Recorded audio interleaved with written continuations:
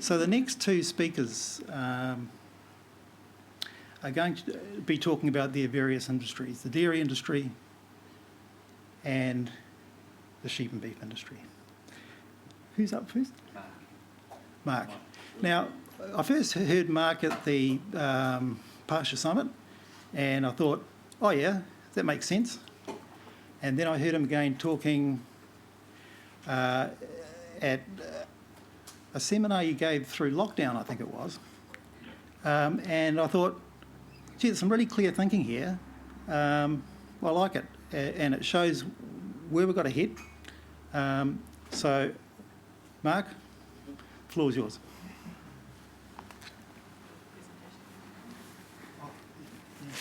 Presentation.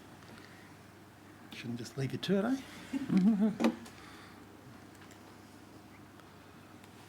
Here We just need to.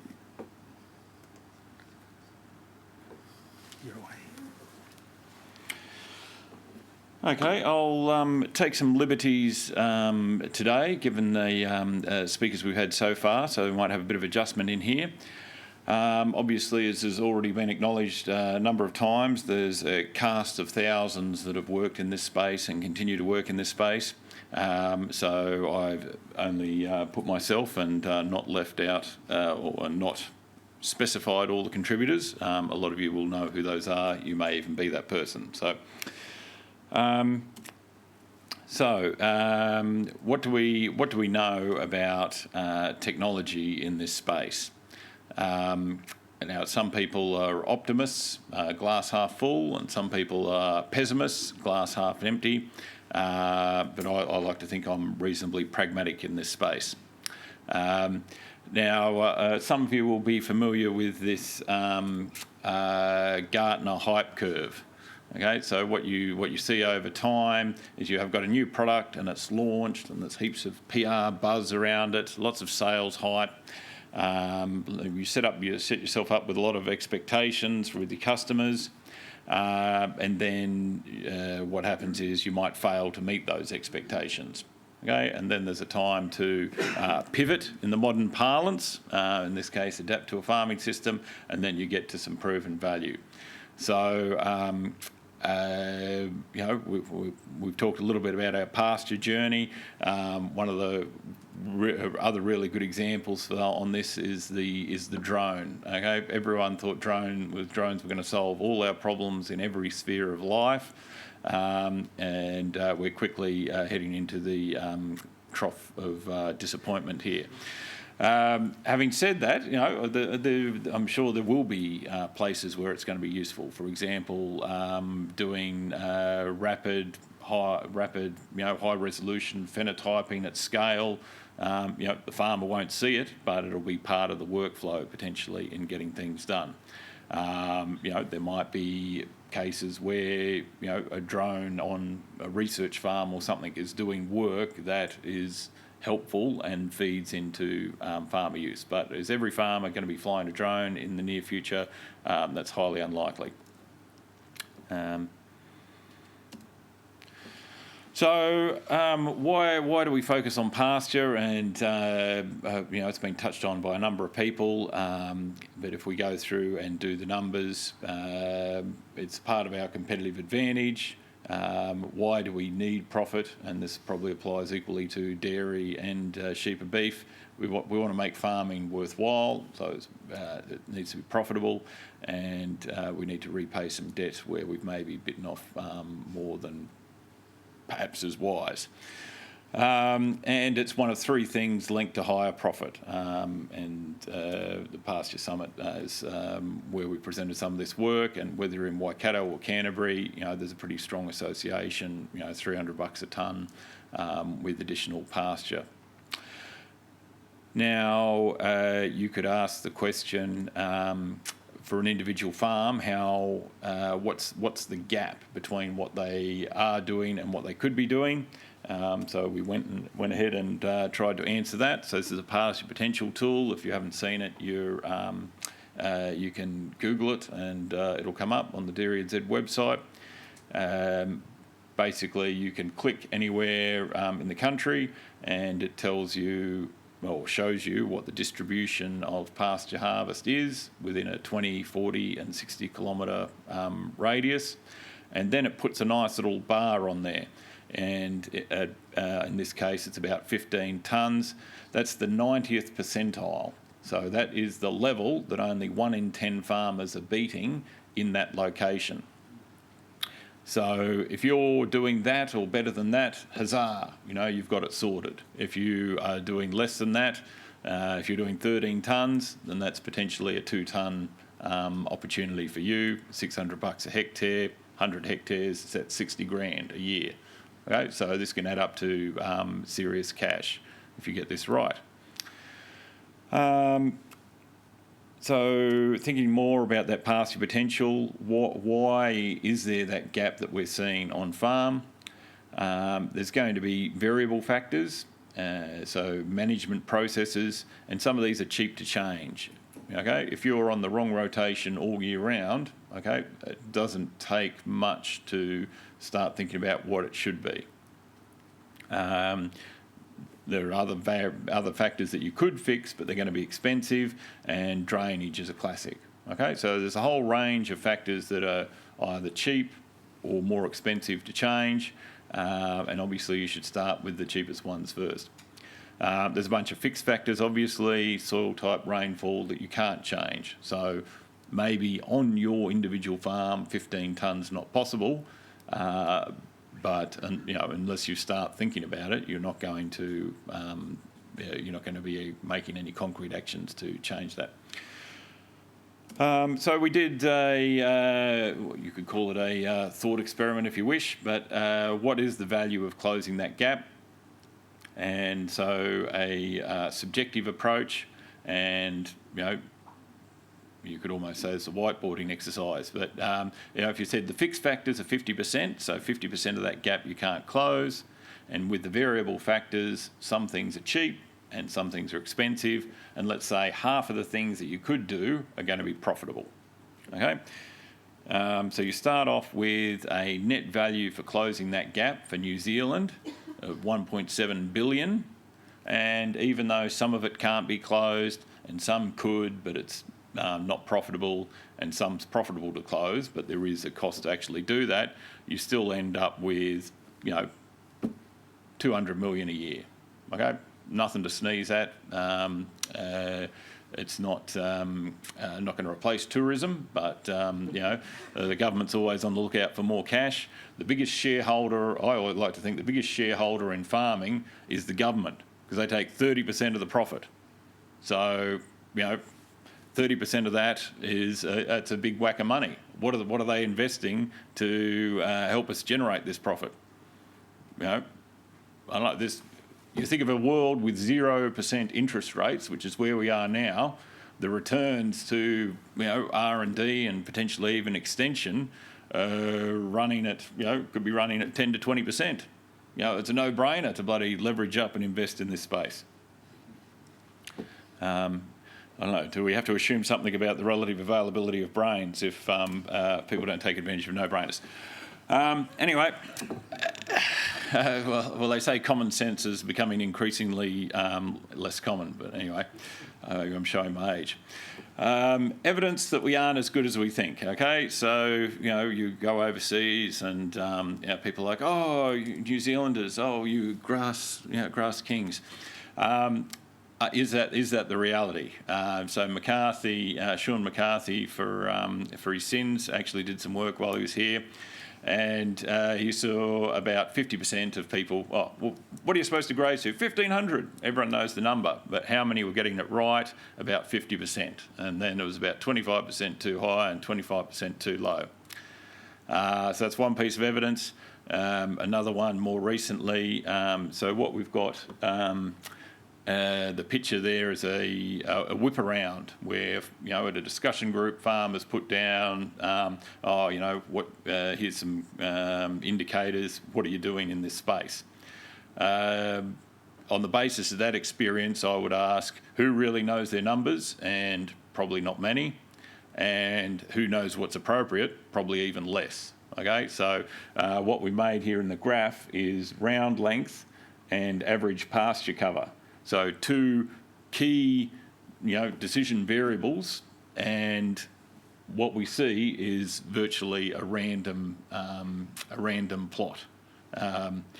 There's some combinations there that are nonsensical. There are some, there are different combinations that might make sense, but some of them are clearly nonsensical. And if you go to the sheet, there's a sort of an anchoring whereby typically as a whip around happens, the milk solids per cow never goes down, and the stuff like average pasture cover gets rounder and rounder. I'm not sure if this is the one, but there's one there, average pasture cover. It was hard to put on the plot because they wrote not enough, I think. Right, anyway, so it's an alarming variation in a bunch of key metrics. Round length from 30 days to 100. They can't all be right, can they? Anyway, so if we ask internationally who's making progress, and New Zealand at the top there, which is great in terms of pasture harvest, but making virtually no progress over the last 20 years or thereabouts. You see other places making no progress, like Uruguay and Argentina, except in the rugby.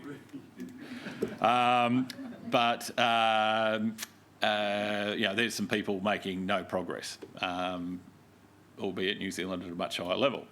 Okay, so what else do we know? So Australia making very limited progress, 1 game out of 4 in the pasture yield space, so it's probably not a significant increase in pasture harvest. Having said that, that's the Victorian part of Australia. If you look at Tasmania, they're actually starting to get their stuff together, and so they're making good progress in pasture harvest.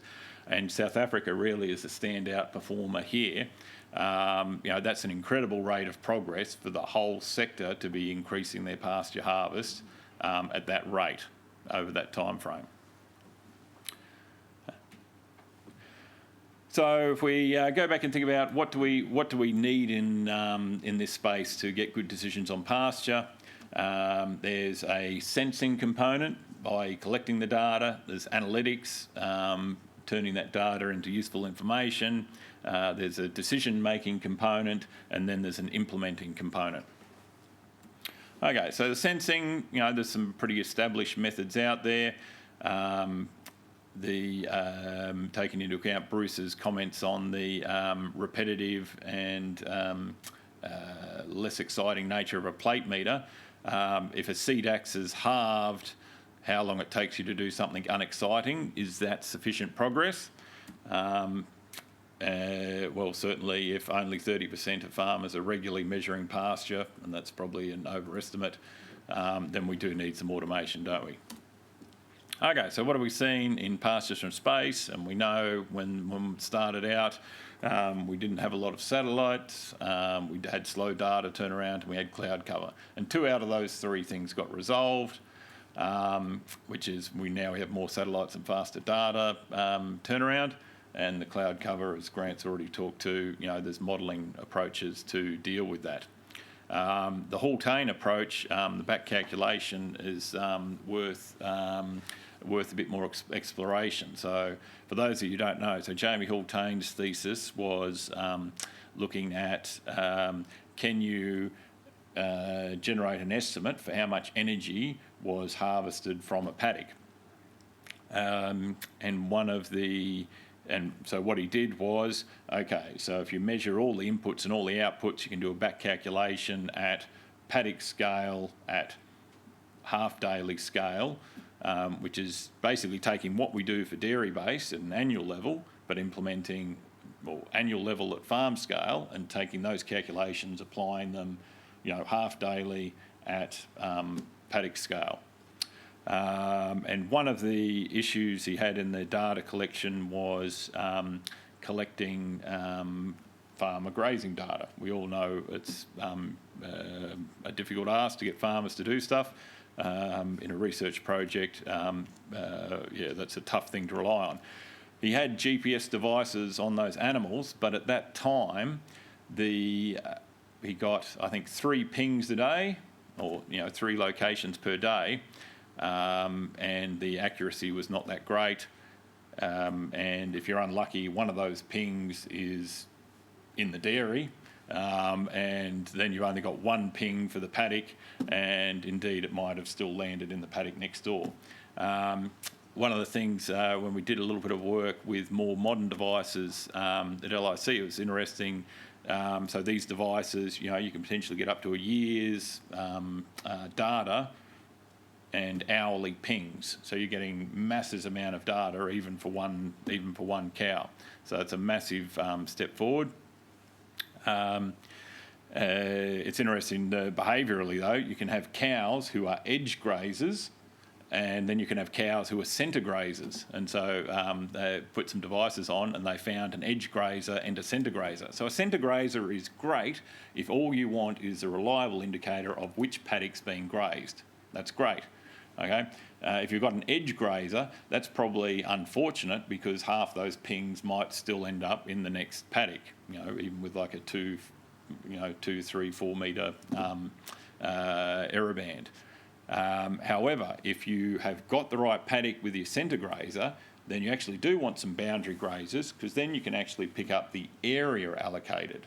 So imagine that, if we could say, what is the area allocated, and give people the grazing round, and on that whip around sheet that we had, instead of having people make up numbers when they turn up to discussion groups, actually pre-populate that, and so anyway, you would have actual data to be discussing instead of bollocks.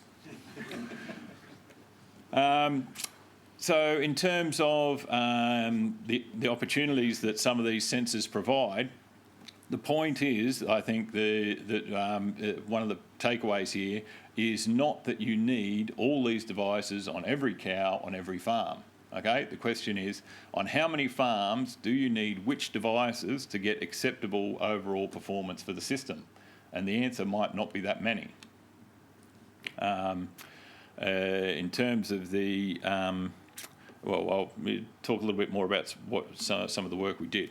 So sensing the cows. So do these collars locate cows? So these are some of the questions we wanted to ask, and some of the work we did with LIC and wrote up for grasslands. Do they locate cows with sufficient accuracy and frequency? Do they? Is the cost acceptable? And will the infrastructure work potentially at scale? Does it fill in gaps in the satellite coverage? And we're interested in the pasture growth rates, obviously, differences between paddocks and pasture disappearance. So here's what one of the devices looks like. So this is a Sigfox network. Well, sorry, the device is a digit animal device made in Spain. And it's about $200 or something. It's designed specifically for animals, and works fine. You can get it on either a LoRa network or a Sigfox network. So a Sigfox is a commercial one that's rolled out to a lot of New Zealand, like a low cost network, and LoRa networks. Spark's putting one out. I think Vodafone's putting one out as well. So these networks are great because someone else is rolling out the infrastructure, so you don't have to do it. So in terms of what do you need on farm, you need a device on a cow.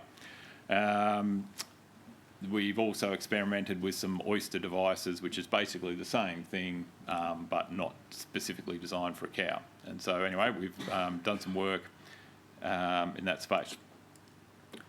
In terms of modelling the pasture cover, circled there are the observational data, and we're looking at a period where in November we had some missing data.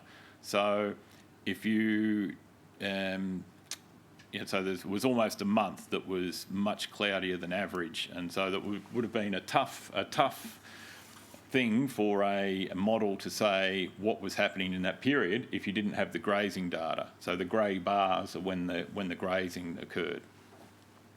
But if you know the grazing's occurred, and if you can infer the growth rate from similar farms in a similar location, whatever, then you can actually still give a pretty good estimate of the wedge and, advise, or say which paddocks are at the top of the wedge, for example.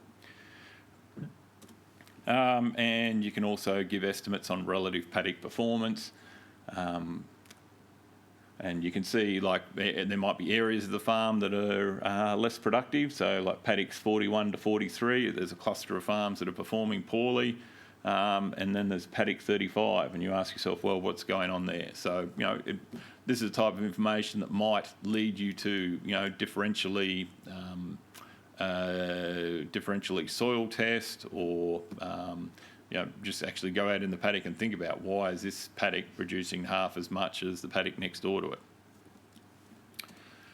And here's some work with the Justified Irrigation project, and what you can see is the cows floating around the farm, and you can see they've grazed half of B5, gone away, and then they've come back and they've grazed the other half of B5. So this is just 4 cows with these devices, and you can be pretty confident of, area allocation, rotation lengths, blah, blah, blah, a whole bunch of stuff that would be, I think, quite useful to know.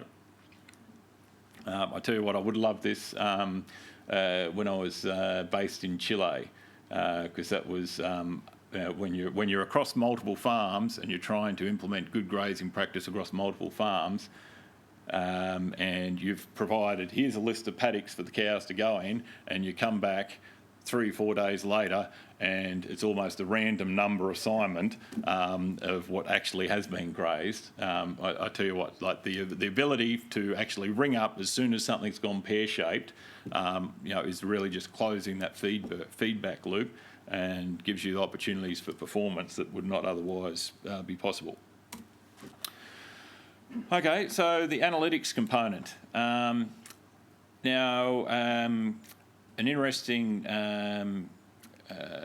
paradigm, I think, is that complex decision support should make itself redundant. So if you've got a complex model, farmers should only need to use that for a certain period of time until they develop their own heuristics or rules of thumb. So if something is, if you use something for a couple of years and you're like, oh, actually it's a stupid thing to milk on till May every year, so under these circumstances, dry off in March. You can make your own rule of thumb, and you get 90% of the benefit for 10% of the time invested, and that's where I think people will potentially go overboard in trying to make something too complex. It only needs to be good enough, and accept that it's going to be not used when people work out how to shortcut the decision system. That's a win. And a really good example is the spring rotation planner is something that's good enough. It's clearly non-optimal. If you did a mathematical optimization to draw a straight line from here to here and use that to guide all your decisions, that's clearly non-optimal. That's mathematically highly implausible that you get a straight line out of sigmoid growth curves interacting with temperature growth curves. But it's close enough, and it's so simple that almost anyone can implement it. Okay, so near optimality is good enough. So in the analytics space, if you think about what are the, so there's a paper by Callum, primary author, looking at the grazing decision support systems. What do you need? So you need something that's seasonal, simple, trialable, flexible, scalable, and integrated, ideally. And if you can tick those boxes, then you're away. And if you look at the seasonal component of that, everything starts in March, okay? And whether everyone gets it or not, that's where you start, okay? And you're setting up for the next season, you're drying off, planned starter calving, balance state, surplus, summer management, and then boom, you're back to March again. You could, So anyway, there's obvious ways of analysing the data to generate what you need at a given time. So you've got an autumn planter, a spring rotation planter, and a dynamic feed wedge. Using those tools at the right time, populated with the right data, doesn't have to be super difficult. But someone has to make the decisions, okay? And I think there's a limited ability to make intuitive farmers. Like some of the best farmers are very intuitive, they're not using complex decision tools necessarily, and they're still making good decisions. But you can't make them. It's not a scalable solution for what we need. So one of the programs we work at here with Tiller Talk was where they had facilitated groups with key farmers, and the key farmer brought along their data, so at least someone had decent data. And the problem is that that's not scalable. Okay, that's too much effort to wind out to everyone. Okay, software is absolutely scalable.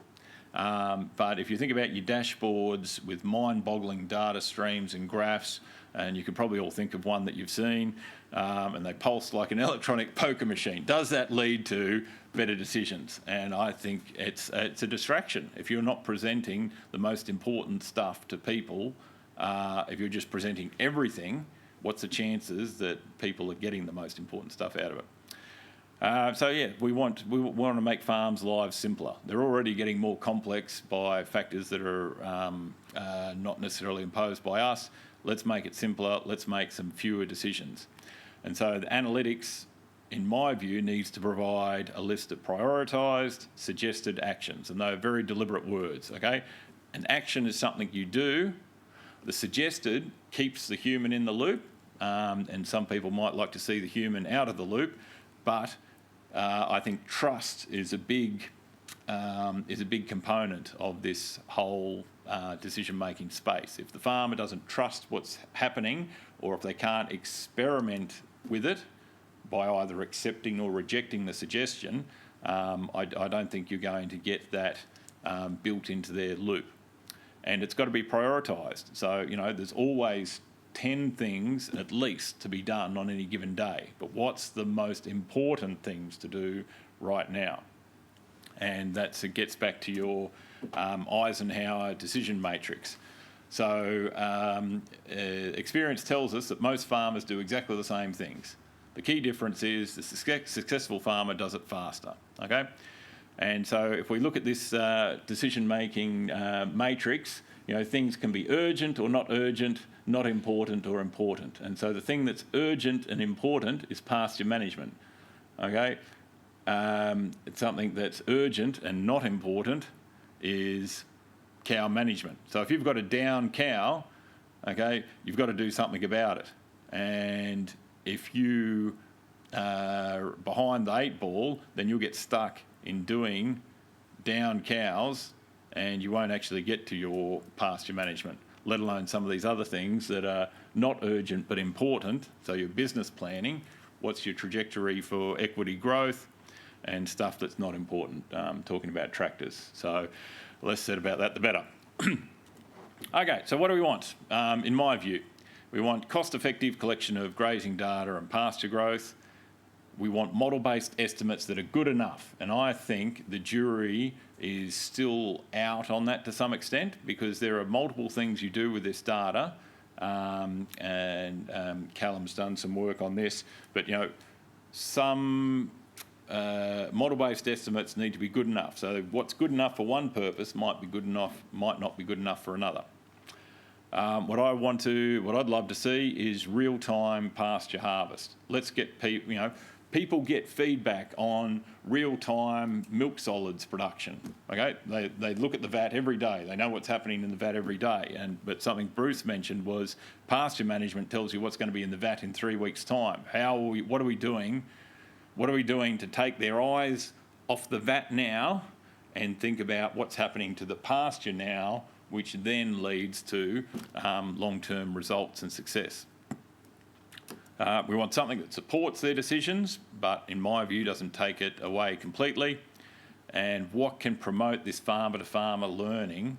What does that piece look like? Because we've told them for how many years, Chris, to go and do a pasture walk? Okay, it's very clear that they don't listen to us about stuff that they should be doing. So maybe they'll listen to their peers, and we can set up a good performance and a feedback system there. So let's have serious peer-to-peer discussions and talk about the stuff that's important, not the stuff that's not. So thinking about the future, what's the 80-20? What's the 80% of results we can get from 20% of the effort? How do we get our clear recommendations from our analytics?